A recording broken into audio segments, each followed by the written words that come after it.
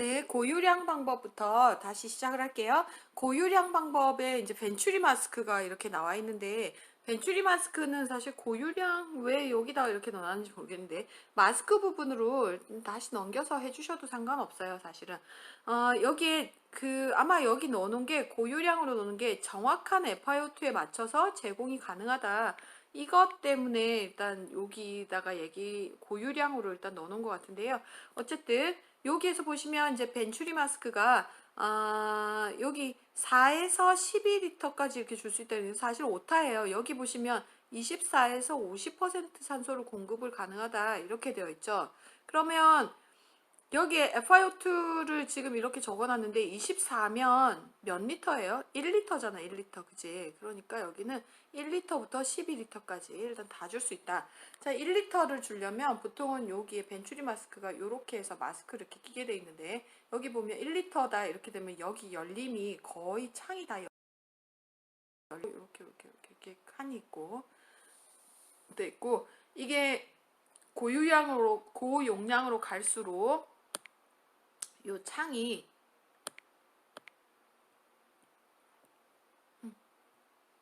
고용량으로 갈수록 이 창이 거의 닫혀서 거의 이렇게 다 꽉 막히게 이렇게 되면 고용량으로 일단 줄 수가 있겠습니다. 그쵸? 자, 그리고 이제 뒷부분에 보면 이제 그거 관련해가지고 리저버 백이라든지 이런 것들이 있는 모양들 다 이제 적혀 있으니까 일단 참고해서 일단 봐주시고요. 자, 간호 부분도 요 부분도 잘 알고 있는 내용이니까 일단 다 넣고 그 다음에 산소 독성이나 이런 것들이 있기 때문에 산소는 굉장히 좀 낮은 농도서부터 천천히 이제 진행을 하고 그 다음에 가장 낮은 농도로부터 천천히 하는 것보다 시작을 해서 위로 점점 올려줘야 되는 그런 게 있고요. 산소를 주고 있기 때문에 산소 포화도 모니터링을 이제 해주시면 좋겠고, 그 다음에 산소의 그 ABGA를 자주 이제 측정을 해서 환자가 이게 적합하게 지금 산소화가 되고 있는지를 잘 봐주셔야 되겠습니다. 자, 그리고 습화된 산소를 이제 해서 거기에 이제 점막을 좀, 건조를 좀 맞아 주셔야 되겠고, 요때 그 습화 시키는 그 기계 저기 그쵸? 안에는 우리가 멸균 증류수를 사용해야 한다. 여기에 만약에 멸균 증류수가 아닌 생리식염수를 주면 이렇게 그 안쪽으로 이렇게 뽀글뽀글 이렇게 김이 나오자, 거품이 이렇게 보글보글 올라오잖아요. 거기에 이제 거품 발생기 이런데, 다 이제 소금이 끼면서 이제 고장이 일어나고 막 그러기 때문에 일단 멸균 증류수로 이제 꼭 사용을 해주셔야 되겠어요. 그래서 이것도 시험에 멸균 증류수 아무것도 아닌 것 같지만 이런 것들이 좀 나오고 있어서요. 이것도 좀 챙겨봐 주시면 좋겠습니다. 자, 밀봉백 같은 경우에는요, 흉곽에 있는 어떤 그 공기라든지 그쪽 안쪽에 있는 피라든지 물이라든지 이런 것들을 이제 빼내게 된다. 흉막각 내에는 정상적으로 음압이 일단 유지가 되고 있잖아요. 그래서 우리가 여기 지금 그림에 있는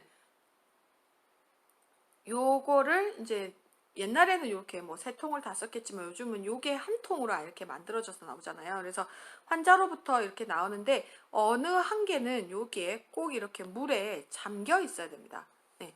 이렇게 잠겨 있어야지 안 그러면 안쪽이 네가티브 프레셔가 이렇게 걸려 있기 때문에 요걸 안 하고 그냥 요 상태로만 이렇게 해서 놔두면 바깥쪽에서 안쪽으로 이 공기가 다 유입이 돼가지고요. 오히려 텐션 유모소락이 이렇게 되면서 이렇게 막 공기가 차오르면서 여기 심장이 이쪽으로 몰리기도 하고 그래서 환자가 생명의 위협을 위험해지기도 합니다. 그렇기 때문에 꼭 여기 하나는 물에다가 이렇게 잠겨 놓도록 이렇게 해야 되겠어요. 그래서 보통 원바틀 시스템 있고요. 투바틀 시스템 있고 이렇게 이제 쓰리바틀 시스템으로 이렇게 되어 있는 게 있고요. 쓰리바틀 시스템 같은 경우에는 백병, 밀봉병, 흡인 조절병까지 이렇게 되어 있는 거를 좀 볼 수가 있죠. 그래서 요즘은 요게 이제 한 통에 나온다 그랬잖아요. 그래서 한 통에 나와 있는 걸 좀 보여드리면 이게 그 병원에서 가장 많이 쓰고 있는 투바틀 시스템이에요. 그래서 여기에 요 환자로부터 이쪽으로 이렇게 하얀 꼬다리로부터 이렇게 들어오면 이쪽으로 이제 고이면서 이렇게 보이고요. 그리고 요쪽에 보시면 이렇게 때롱이 이렇게 있거든요. 요쪽으로 보이시나요? 그래서 여기 대롱에 이렇게 하고 요쪽에 물이 좀 채워져 있습니다. 그래서 이거를 이제 간호사들이 다 만들어서 쓰거든요. 이게 이제 요즘 최근에 좀 많이 쓰고 있는 거고, 아까 그거보다는 이제 대용량으로 2000cc까지, 많은 건 3000cc까지도 이렇게, 분비물을 담을 수 있는, 예, 그런 이제 바틀이 나왔어요. 그래서 굉장히 이런 것들은 되게 좀 고가입니다. 그래서 요 밑에 점선 보이시죠? 왼쪽 아래. 그쪽으로 이제 물을 좀 채워서 이렇게 하고, 요게 이제 압력병을 해가지고, 요게 이제 3바틀 시스템으로 이렇게 되어 있어요. 이게 이제 체스트 바틀 이제 만드는 동영상들을 이렇게 많이 올려놨어요. 그래서 이게 이제 3바틀 시스템인데 통이 되어 있는 거를 꺼내가지고 이렇게 장착을 다 해서 만드는 거는 간호사들이 하거든요. 그래서 이거를 잘 이렇게 오염이 안 되도록 잘 만들어서 환자한테 일단 제공을 하도록 하고 있습니다. 그래서 체스트에 수술이 끝나고 나면 여기에다가 이렇게 연결을 해가지고 이렇게 안쪽에 있는 스크리션이란다. 혈액이라든지 이런 것들이 다 빠져나오도록 하고 있고요. 네, 이렇게 오른쪽에 지금 이렇게 물이 채워져 있는 게 보이시죠? 자, 배액병은 그래서 혈액이나 삼출물을 이제 제거를 하는 걸로 되어 있고, 그다음에 만약에 기흉이 있거나 그러면은 공기가 이렇게 빠져나오도록 이렇게 되어 있죠. 걔는 이제 뭐 걔도 이제 제거를 하게 되는 거니까 어쨌든 거품이 뽀글뽀글 이제 나오는 걸 좀 볼 수가 있죠. 그런 것들은.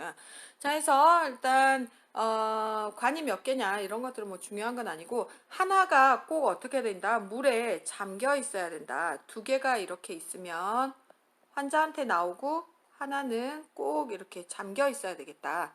이렇게 라는 거를 기억을 꼭 해주시고요. 자, 그렇게 해서 환자는 이렇게 하나가 꼭 이렇게 잠겨 있는데 여기에 이렇게 멸균수에 잠겨 있는데 호흡에 따라서 파동이 있어요. 여기 보면 이제 옥실레이션 된다 우리가 얘기를 하거든요. 그래서 여기에 만약에 여기 이렇게 잠겨 있다 그러면 여기에 물이 좀 있을 거 아니에요. 요 안쪽으로 얘가 호흡을 할 때마다 이렇게 들고 날고 막 이렇게 움직입니다. 제가 이렇게 물이 이렇게 흔들흔들 이렇게 되거든요. 그래서 들이마셨을 때는 얘가 조금 이게 따라 올라갈 거고 후 내쉬었을 때는 조금 이렇게 내려올 거고 그런 게 이런 것들이 좀 움직이면서 되고 만약에 이게 파동이 없다 이렇게 됐으면 안에 뭐가 막혔거나 꺾여서 눌려 있거나 뭐 이런 원인들에 의해서 그랬죠. 그래서 그런 경우에는 이상이 있는 거기 때문에 이거에 이제 이 배출의 목적을 제대로 잘 못 해주는 거기 때문에 그 페이턴시가 잘 유지되고 있는지 좀 잘 이렇게 개방이 잘 되어 있어서 이거가 문제가 없는지 이런 것들을 이제 확인을 해주시게 되는 거죠. 그래서 이제 3바틀 시스템 이제 여기 또 이제 설명이 일단 되어 있습니다. 자, 그래서 뭐 여기 보시면 이제 간호중재는 그래서 배액 간의 이제 개방 유지가 가장 중요하다. 그래서 파동이 있는 게 정상이다. 흡기 시에 물이 올라가고 호기 시에는 일단 좀 내려온다. 이거를 그러면서 얘가 오르락 내리락 이렇게 보인다. 자, 파동이 없어졌다. 이렇게 되면 이게 관이 막혔거나 어떤 다른 문제 꺾여가지고 얘가 이렇게 잘 안 되는 거라고 했잖아요. 그래서 고유의 기능을 못하는 거기 때문에 일단 체위 변경을 좀 해가지고 개선이 되는지 눌려 있는 게 있는지 이런 것들을 좀 파악을 해보도록 하고 있습니다. 기포는 호기 시에 이제 소량 발생하는 거는 좀 정상이다. 네, 라고 보시고요. 자, 의사의 지시 없이 이거를 임의적으로 배액관을 잠그거나 이러지 않도록 해야겠고, 자, 그리고 이제 너무 일단 아까 이제 그 수술을 한 환자들한테 이제 여기다 꼽아놨었잖아요. 그래서 뭐 배액량이 시간당 100 이상 이렇게 콸콸 쏟아질 때는 이거는 출혈이니까 일단 설명을 잘 해줘야 되겠다. 자, 저기 의사한테 노트에서 바로 즉시 이제 해결해 줄 수 있도록 해야겠다. 배관이 만약에 빡 이렇게 뭔가 누가 밟아가지고 이렇게 딱 뽑혀버렸다든지 아니면은 뭐 이렇게 사이드 레일 하다가 걸려갖고 빠져버렸다든지 이렇게 되면 여기를 즉시 바세린 꺼즈로 덮고 의사로 호출한다가 답입니다. 자, 그리고 이제 관울기다에서 스퀴징 한다 우리가 얘기하는데요. 그냥 플라스틱 있는 쪽은 좀 잘 안 되고요. 아까 그 러버 있는 쪽 있잖아요. 러버 있는 쪽 그쪽으로 그러니까 우리 잠깐만요. 자, 여기 보시면 위쪽 부분에 이렇게 환자한테 연결된 부분을 이렇게 테이프로 잘 붙여놨고, 요 아래쪽 부분에 보면 이렇게 러버로 이렇게 되어 있는 부분이 있어요.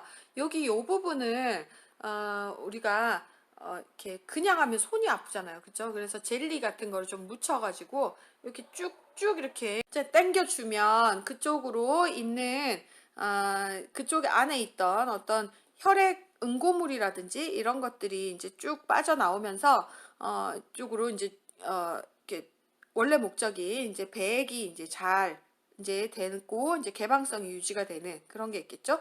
그리고 이것도 석션처럼 막 주기적으로 아무 이상이 없고 별로 나오는 것도 없고 고여 있는 것도 없고 아무것도 없는데 주기적으로 시행하는 거는 권장하지 않고요. 이거는 이제 땡기면서 그쪽에 압력이 걸리면서 이렇게 실제 조직들이 이렇게 팍 압력이 걸리면서 딸려 나올 수가 있잖아요. 그렇게 딸려 나오진 않겠지만 그쪽으로 이렇게 서킹되는 효과 뭐 이런 것들이 있기 때문에 그런 일들이 벌어지지 않도록 이렇게 막 불필요하게 이렇게 막 자주 이렇게 땡기는 거는 권장하지 않는다. 자, 이거를 가지고 있는 경우에는 환자들도 굉장히 조심을 하지만 의료진들도 되게 조심하셔야 돼요. 그래서 환자 이동할 때 어디에 걸려서 이게 빠지거나 이러지 않도록 정말 조심하셔야 되겠고, 환자가 이렇게 깔고 눕거나 이런 관들이 어디에 눌리지 않도록 정말 조심하셔야 되는데, 위쪽에 있는 플라스틱 같은 경우는 별로 안 눌리지만 밑에 있는 그 고무 부분 있죠, 러버 부분, 여기 이 부분은 이렇게 누르면 쉽게 눌립니다. 그래서 이런 것들이 어디에 끼어가지고 이렇게 눌리지 않도록, 특히 사이드레일 같은 데 껴있지 않도록 이렇게 잘 관리를 해주셔야 되겠고, 그리고 환자는 지속적으로 심호흡과 환부측 어깨 운동 이렇게 해주시고 하셔서 이제 어깨가 이렇게 딱 굳는다거나 이렇게 그 폐 하는 거를 좀 막고 그다음 폐 팽창을 좀 도와주셔야 되겠고요.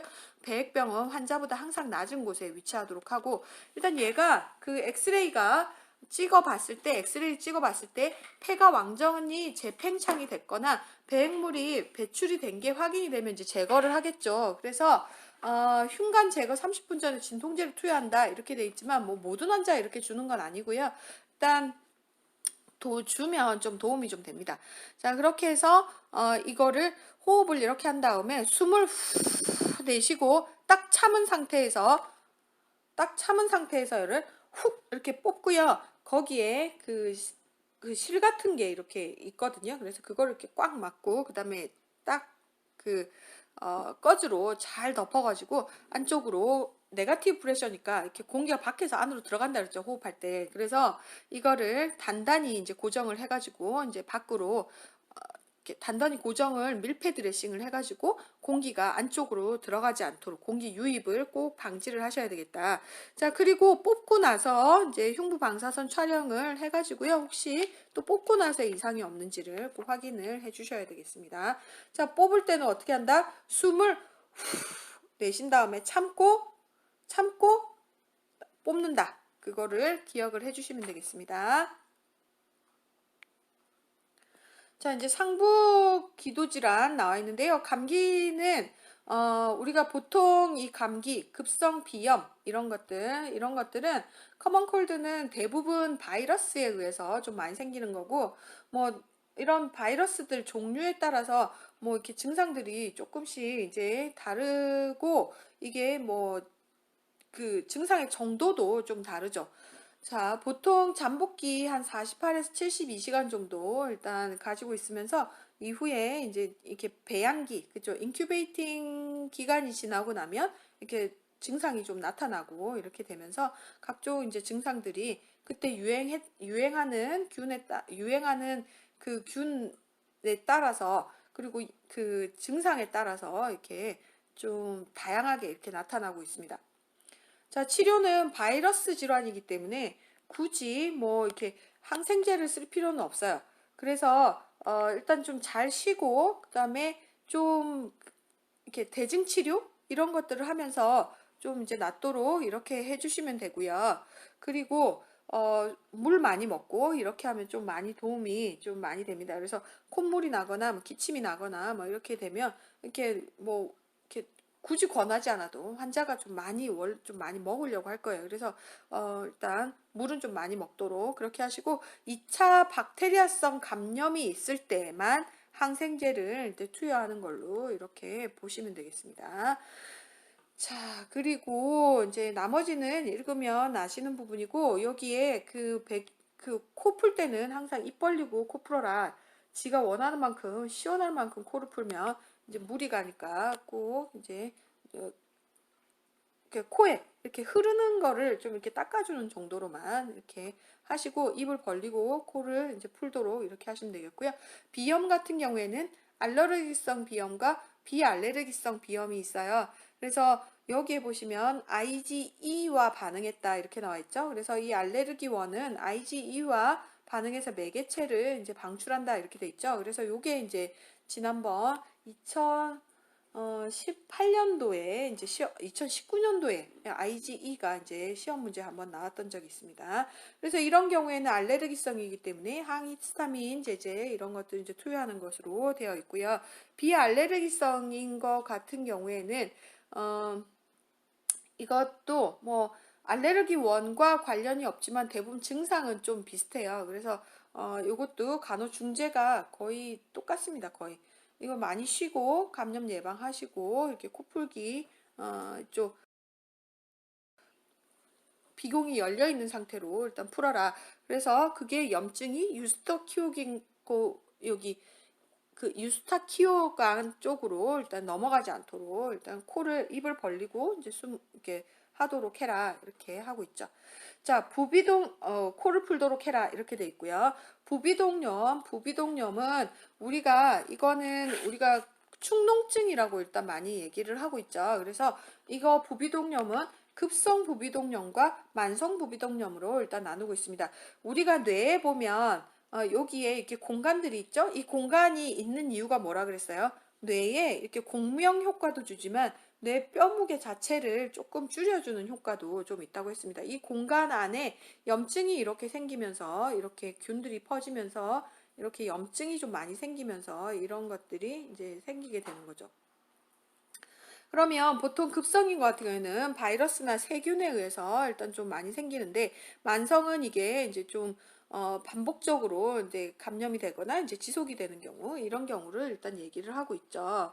자, 그래서 보통 이제 급성인 것 같은 경우에는 통증 조절하고 배액 촉진을 해서 안쪽에 있는 이 분비물들을 이렇게 잘 빼주시고 이렇게 하시면 좀 많이 나아집니다. 그리고 가습기 사용하시고 식염수 세척, 그 다음에 수분 섭취 증가해 주시면 도움 많이 되죠. 근데 만성인 것 같은 경우는 얘가 계속 반복적으로 계속 생기는 거잖아요. 그래서 외과적 절개를 해가지고 아예 이쪽으로 좀 이렇게 배출이 좀 잘 돼야 되는데 잘 안 되면서 생길 수가 있기 때문에 그쪽으로 좀 늘려주는 수술들 이런 것들을 이제 하게 되는데 이런 것들은 보통 내시경을 이용해서 일단 열고 들어가기보다는 이런 내시경들을 좀 이용해서 하는 FESS 수술 이런 것들을 많이 하고 있죠. 그래서 뭐 이런 내시경들 할 때 이제 내비게이션 수술이다 해가지고요. 병변에 이제 지도를 그린 다음에 내비게이션 그 3차원 영상 뭐 이런 것들 봐가지고 이쪽으로 이제 타고 들어가면서 그 병변 위치에 정말 가가지고 이렇게 해야 돼요. 왜냐면 여기 보시면요. 이 골 안쪽으로 들어가서 여기 머리 부분도 그렇고, 그쵸? 머리 부분도 그렇고, 코 이쪽도 그렇고요. 잘못 건드리잖아요. 그러면 여기를 뚫고 나갑니다. 그래서 이쪽으로 이제 뇌 쪽으로 이렇게 뚫고 들어가면 뇌수막염이 그래서 좀 많이 생길 수 있어요. 그래서 합병증 위험이 간에 좀 높기 때문에 워낙 좀 심각한 합병증을 좀 유발할 수 있기 때문에 그런 것들 이제 내비게이션 이런 것들을 활용을 해가지고 요즘은 좀 많이 좀 그 합병증은 좀 많이 줄어들고 있는 많이 감소가 많이 됐죠. 네. 자, 그래서 간호중재는 그런 이제 부비동염이 있을 때 안정 진통제 투여, 그 다음에 합병증 예방 위해서 이런 아까 그 수막염이나 이런 것들이 생길 수 있잖아요. 그래서 오한구토, 흐린시아, 비출혈 이런 것들이 있는지 일단 잘 보시고 수술 후에는 갔다 오시고 나면 전신 마취하고 여기 코 이런 게 다 호흡기랑 연결이 돼 있기 때문에 측위로 좀 눕히고 의식이 돌아오면 반자위로 변경을 좀 해서 배액 촉진하고 부종 감소를 하도록 이렇게 하고요. 여기 출혈 부위는 이제 얼음 찜질을 해서 좀 가라앉히도록 출혈이 이제 더 이상 이제 생기지 않도록 이렇게 해주셔야 되겠습니다. 그리고 이제 통증도 좀 많이 완화가 되는 그런 효과도 좀 있죠. 자, 그리고 분비물이 있다면 이제 삼키지 말고 뱉어내게 하고 호흡 코는 풀지 않고 가볍게 닦아내도록 그렇게 하시고요. 여기에 그 코에 힘이 들어가지 않도록 발살바수기는 좀 피하도록 교육을 좀 잘 해주셔야 되겠고, 수분 섭취 격려하고요. 차가운 습기를 좀 제공하도록 이렇게 를 하도록 해야겠습니다. 인두염이나 편도염, 후두염 같은 경우에는 자, 여기에 이제 이게 이제 그 인두염인데 요 어쨌든 해서 보잖아요. 그러면은 이 안쪽이 이렇게 많이 부풀어 있는데 진짜 심한 경우에는 이게 많이 부풀어 오르잖아요. 그러면 이 목젖이 안 보일 정도로 이렇게 많이 부풀어 오르는 걸 볼 수 있습니다. 그래서 이게 이제 염증이 생겨서 일단 좀 많이 부어 올라서 이렇게 생기는 건데 여기 그 인두염이나 편도염, 후두염 이런 것들이 생기면 특히 후두염 같은 경우에는 그래서 이게 이제 호흡곤란이 좀 생길 수가 있기 때문에 굉장히 좀 잘 보셔야 되겠어요. 자, 성대 부종 이런 거 이제 동반이 이제 되는 게 이제 후두염이다. 이렇게 이제 보시고 보통 이런 경우에는 이제 급성인 거 같은 경우가 좀 많은데 편도염 같은 경우에는 이제 만성으로 좀 계속 이제 넘어가면서 이쪽으로 이제 재발이 굉장히 좀 잦은 이런 것들이 있을 때는 이제 편도선 수술을 일단 시행을 하는 것으로 일단 되어 있죠. 그래서 여기에 일단 염증이기 때문에 이런 것들은 이제 그 가습기 잘 해주고 항생제 좀 잘 써주시고 고단백 고칼로리 그리고 수분 섭취 많이 증상 호전돼도 처방된 항생제는 모두 다 복용하는 것으로 일단 되고 있고 목에 얼음 칼라 대주면 좀 도움이 많이 된다라고 되어 있어요. 나머지는 좀 참고해서 봐주시고요. 자, 여기에서 그 코 요즘 세척하시는 분들 되게 많이 있잖아요. 그래서 이거는 하는 건 좋은데 되게 깨끗한 물로 해서 어, 잘 이렇게 해주시는 게 좀 도움이 많이 되고요. 자, 시험에 나오는 부분은 이 편도선 절제 부분, 요 부분이 좀 많이 나오는데 아까 목 안쪽 봤듯이 그 안쪽으로 되게 혈류량이 좀 많은 편이에요. 그래서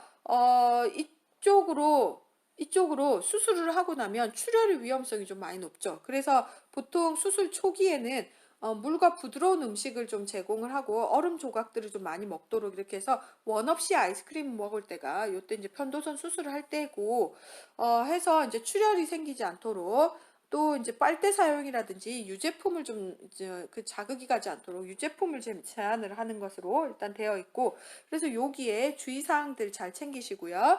그리고 수술 후 1, 2주 동안은 기침이나 코 세게 풀기, 격렬한 운동, 무거운 짐 드는 거 피한다. 뭐 때문에 출혈이 되지 않도록. 자, 수술 후에는 즉시 이제 뭐 기침이나 객담을 배출하지 않도록 해야 한다. 하지만 뭔가 꿀떡꿀떡꿀떡꿀떡 삼키는 자주 삼키는 행동이라든지 빈맥이라든지 불안이 있다든지 이건 뭐예요? 지금 출혈이 있다. 라는 거잖아요. 그래서 그런 경우에 좀 즉시 이제 환자의 매니지를 할 수 있도록 바로 해주셔야 되고 정기적으로 목 뒤를 확인하고 활력 징후를 사정할 수 있도록 일단 해야 되겠다. 안이도모를 위해서 요 목에 이제 아이스백을 좀 해주시면 좀 도움이 되고요. 가습기 적용해 주시고 자세는 일단 환자가 수술하시고 바로 나오면 측위를 좀 취하도록 하고요. 그런 다음에 좀 정신이 좀 돌아오면 반자위로 이것도 취해 주시면 되겠습니다. 자, 이제 초창기 아이스크림을 좀 먹는다 이렇게 얘기했는데요. 일단 계속해서 찬 걸 너무 많이 먹으면 일단 그 오히려 그 막 체온 조절도 문제가 있고 막 이렇기 때문에 좀 이제 그 너무 찬 음식만 계속 먹는다기보다는 좀 찬 음식도 이렇게 초창기 아이스크림을 좀 먹기도 하지만 좀 미지근하고 좀 자극이 덜 되는 음식 쪽으로 일단 먹는 거는 그쪽으로 해주시고 그다음에 오렌지 주스, 포도 주스, 토마토 주스 이런 것들은 구강에 열감을 주기 때문에 피하는 것이 좋겠다. 수술 후 1, 2일은 유동식을 제공해서요. 목 안쪽으로 좀 자극이 되는 거를 좀 감소시키셔야 되겠고, 편도선 수술 전에 아트로핀을 투여하는 이유는 분비물을 좀 감소시키기 위해서다 해가지고, 우리가 그 아트로핀 투여할 때는 그 우리 저거 할 때, 위내시경 할 때나 뭐 이럴 때, 그리고 뭐 하여튼 뭔가 입안으로 뭔가를 넣어가지고 뭐 이런 거 할 때는 입안을 좀 건조하게 만드는 게 좋겠죠. 그렇기 때문에 우리가 아트로핀을 좀 많이 일단 주는 걸로 일단 하고 있습니다. 그래서 아트로핀 투여하는 이유는 뭘까요? 이렇게 얘기하면 분비물을 감소시키기 위해서입니다. 구강 분비물을 감소시키기 위해서입니다. 이렇게 얘기하시면 되겠습니다. 비출혈에서 에피스타시스 나오고 있는데요. 이거는 우리가 알고 있는 네이잘 블리딩하고는 좀 다른 이야기예요. 이거는 이제 코피잖아요. 이거는 비출혈이에요. 출혈. 아예 이렇게 막 피가 멈추지를 않습니다. 우리 코피 같은 경우에는 좀 이제 코 이렇게 휴지로 좀 막아놓고 이러면 좀 나아지죠. 근데 이 비출혈은요, 진짜 이게 별로 이렇게 막 피가 안 멈춰요. 계속 피가 안 멈춰서 결국은 응급실까지 쫓아오는 게 이 비출혈이고요. 보통 이제 뭐 국소적인 원인은 비점막 손상 때문에 이렇게 생길 수도 있지만 보통은 전신적인 원인 때문에 좀 많이 생겨요. 보통은 그 혈액 및 순환장애 해서 일단 뭐 플레트릿 수치가 뭐 10만 이하이거나 뭐 특히 5만 이하이 같은 경우에는 스폰타니어스하게 블리딩 같은 게 많이 생기잖아요. 그쵸? 그래서 이런 경우에는 좀 출혈의 위험성이 굉장히 좀 높기 때문에 그런 경우 그 다음에 뭐 전신적 질환의 어떤 부수적인 증상이다 해서 보통은 혈압이 굉장히 좀 많이 높을 때 이럴 때 좀 많이 생길 수가 있고요. 그다음에 뭐 기압의 급격한 변동 이런 것들에 의해서 그런 전신 질환에 의한 출혈들 이런 것들에 의해서 좀 많이 생기죠. 그래서 이런 경우에는 그냥은 안 돼요. 그래서 보통 이비인후과 가서 이제 뭐 그쪽 출혈 나는 부위를 좀 지지는 이런 것도 좀 할 수 있지만 그게 좀 잘 안 된다면 이렇게 지지는 게 좀 잘 안 된다면 후비공 심지다 해가지고요. 응급실에서 좀 많이 쓰는 방법인데 보통 탐폰처럼 생겼고요. 이거를 우리 왜 식당에 가면 이렇게 조그만했는데 물 부으면 이렇게 좀 커지는 우리 손 닦는 그 수건 있죠. 그것처럼 생겼어요. 그래서 요거를 코 안에다가 이렇게 쑥 넣으면 쑥 들어가는데 피를 머금잖아요. 그러면 얘가 이렇게 쑥 이제 팽창이 돼가지고 옆으로 꽉 이렇게 막힙니다. 그래서 그런 후비공 심지 같은 거 이런 것들을 해주는데 보통은 에피스타시스 우리가 네이잘 블리딩 같은 경우는 한쪽 코만 이렇게 막으면 좀 도움이 됐죠. 근데 이거는 양쪽 코를 다 막아야 돼요. 그래서 중격을 이렇게 양쪽 코를 다 막아서 일정하게 해서 양쪽을 다 이렇게 압력을 줘야지만 이렇게 효과가 더 있습니다. 그래서 이런 경우에 이제 구강호흡법 이런 것들을 이제 좀 하도록 하고요. 구강호흡을 계속하니까 입안이 건조해질 수 있죠. 그렇기 때문에 그 구강간호 잘 해주시고 적절히 수화를 유지하는 거 하이드레이션 밖에 가습기 같은 걸 켜가지고 좀 이렇게 유지를 잘 해줘야 되겠다. 그래서 요거를 이렇게 코에다가 이렇게 넣어서 입 쪽으로 나오게 해서 이렇게 하는 방법이 있고요. 그다음에 그냥 이렇게 심지를 박아가지고 이렇게 해주는 방법들도 있고 여러 가지 방법들로 해서 코를 다 눌러주는 방법들 이렇게 하고 있어요. 그래서 나중에 이걸 뽑을 때 쓰려고 이렇게 심지 그 이렇게 실 같은 게 밖에 나와 있어요. 나중에 요거를 이렇게 쑥 뽑아내주면요. 그 다음날 이렇게 쑥 뽑잖아요. 그러면은 이렇게 심지 뒤에 따라서 피 덩어리가 이렇게 쑥 이렇게 빠져나오는 거를 좀 볼 수 있어요. 자, 간호중재는 자위 취해주시고 몸을 앞쪽으로 좀 이렇게 해주시고요. 우리가 코를 이렇게 목을 뒤로 젖히는데 그런 거 하지 않도록. 왜냐면 잘못하면 흡인이 좀 될 수 있어요. 그래서 이렇게 코를 앞쪽으로 오히려 좀 해서 요거 비쪽, 코 등 이쪽을 이렇게 꾹 눌러가지고 한 5분 정도 이렇게 압박을 계속 해주시고 얼음찜질 적용해 주시면 도움 되고요. 그리고 코를 이제 좀 세게 풀면 다시 출혈이 있기 때문에 그렇게 하지 않도록 이렇게 해주셔야 되겠어요. 자, 비골골절 이렇게 되면 비골은 코에 이렇게 중격에 이렇게 있는데 나름 되게 얇아요. 그래서 아저씨들 요즘은 이제 사람들이 이제 좀 때리면 워낙 이제 좀 이렇게 고소도 많이 하고 이제 합이 들어가고 돈이 많이 들기 때문에 그걸 너무나 잘 알고 있어서 요즘 이제 선박 날리거나 이런 것들은 이제 좀 잘 안 하시죠. 근데 옛날에 이제 뭐 좀 크면서는 막 이제 서로 막 때리다가 코피도 나고 막 이렇게 하잖아요. 그럼 보통은 이제 좀 심하게 코피가 났다 이렇게 되면 보통 보면 여기 코뼈가 부러져 있는 경우가 좀 많이 있어요. 그래서 아저씨들이 이렇게 보면요. 그냥 코가 이렇게 좀 휘어 있는 사람들이 꽤 있죠. 보통은 이렇게 이쪽으로 이렇게 휘어 있는 경우가 좀 많이 있는데 그런 경우는 코뼈가 부러졌다가 그대로 이렇게 굳어져서 그 코가 좀 휘어 있는 경우가 좀 있죠. 그래서 이거를 코뼈 부러지면 이렇게 잘 붙도록 잘 모양이 잘 맞춰서 잘 붙도록 병원을 잘 가셔야 되겠습니다. 자, 그래서 부종이 없어지는 한 3일에서 7일 사이에 폐쇄 정복을 좀 하는 것으로 되어 있지만 이게 너무 심하게 되어 있는 경우에는 이렇게 열고 들어가서 이제 코뼈를 좀 이제 하는 그러니까 원래대로 해주는 경우가 좀 많이 있습니다.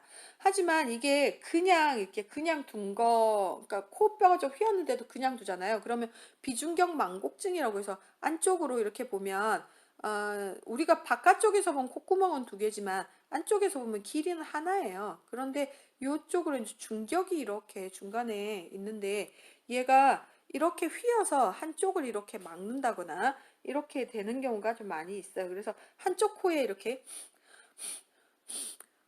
되면 한쪽 코에 하나씩 이렇게 우리가 좀 돼 있어요. 한쪽이 이쪽이 바람이 잘 나오잖아요. 그러면 한쪽이 좀 잘 안 나오고 번갈아서 이렇게 콧구멍을 쓰고 있는데 이런 경우에는 한쪽이 항상 막혀 있는 거예요. 그러면 이게 한쪽이 좀 이제 또 이제 이렇게 좀 잘 안 쓸 때는 이게 이렇게 막혀버리는 거예요. 그래서 코가 자주 막히고, 그다음에 뭐 자기가 이제 숨쉬기가 힘들고 막 이런 경우가 좀 많이 있고 막 이러기 때문에 이제 수술을 하게 되죠. 그래서 이 열고 들어가서 안쪽을 이렇게 좀 절개를 이렇게 중격을 절개를 좀 해주게 되면 이렇게 숨쉬기가 좀 많이 나아지는 이런 걸 하고 있어요. 그래서 이런 이제 비폐색의 이제 원인이 이제 되는 거를 이제 수술을 해가지고 비중격 성형술을 해서 그렇게 해서 좀 이렇게 개선을 좀 해주는데 수술하고 오면 여기에 아까 그 우리가 이렇게 여기 썼던 후비공 심지를 이제 아예 박아가지고 나오거든요. 그래서 일정 시간 지나면 이제 이렇게 뽑아주고요. 요 안쪽에 염증이 생길 수 있기 때문에 계속 이제 코 세척을 열심히 하라 그래요. 예, 그렇게 하는데 이제 이게 제대로 안 되면 안쪽에 염증이 확 이제 생길 수가 있는 거죠. 그래서 그런 것들이 좀 생기지 않도록 이제 잘 이렇게 관리를 할 수 있도록 해주셔야 되겠고 수술을 하고 나와서는 그쪽으로 부종이 있기 때문에 반자에 취해주시고 얼음 찜질 해주시고 해가지고 염증을 좀 염증이란다 부종을 좀 많이 감소시키시고 통증도 좀 감소시킬 수 있도록 이렇게 해주셔야 되겠습니다. 자, 비용종은 이제 폴립이 있는 거니까 그런 경우에는 좀 심한 경우에는 이제 용종을 제거해줘야 되겠다라고 보시면 되겠습니다. 자, 하부 기도 질환부터는요, 조금 쉬었다가 또 진행을 하도록 하겠습니다.